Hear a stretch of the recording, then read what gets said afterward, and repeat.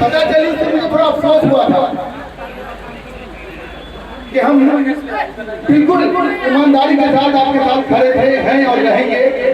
आप यकीन जानिए कि अगर 10 मिनट और न्यूज के माध्यम से नहीं पता चलता, ये मेरा पत्र लिखा हुआ था, मैं इंतजार कर रहा था कि नगर महोदय आएंगे, मैं उनके सामने त्याग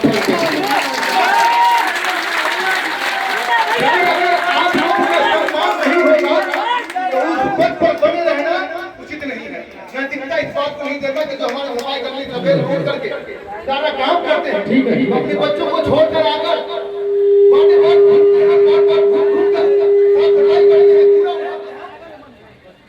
पूरा उठाते हैं, उनका सम्मान नहीं हो, उनकी मांग को पूरी की नहीं जाए तो ऐसे पद पर बने रहना उचित नहीं होता।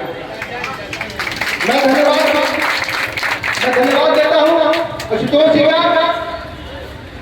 बोला वो मैं दरवाजे पर आकर बैठ गए, उनको जैसे पता चला कि मैं जाने वाला हूँ, मैं दरवाजे पर आकर बैठ गए और बहुत बुलाने की कोशिश की। नवीन जी का, हमारे कांग्रेस के नेता रतिकांत जी खुदादार भाई भी आ गए हैं, इनका तालियों से स्वागत कीजिए। मैं एक बात आप लोगों से साफ तौर पर बता देना चाहता हूँ, मैं किसी पर कटाक्ष नहीं करूंगा। हम लोग तो छोटे सदन के सदस्य हैं, लेकिन जो बड़े सदस्य हैं लगातार 30 साल से यहाँ पर विधायक हैं, उन्होंने कभी सूद नहीं दिया। आप लोग पूरा मत मानिए ना, फिर कैसी जिम्मेदारी है। जहाँ के पार्षद जो है इस्तीफा देने को तैयार है, वहाँ का विधायक आपको पूछने तक नहीं आया।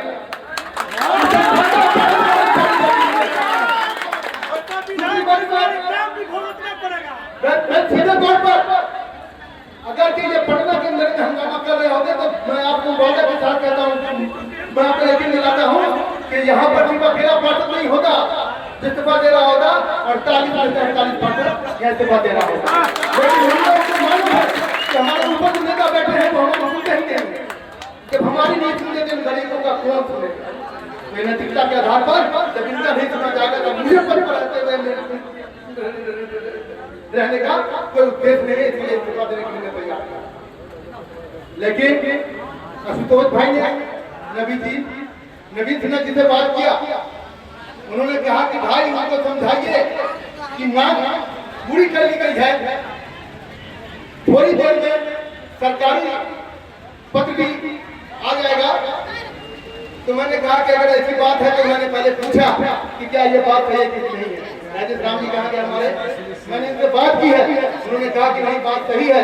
और मैंने न्यूज में भी देखा कि आपके संगठन को सलाम है जो आपके संगठन की सरकार झुकी और आपकी मांग पूरी की।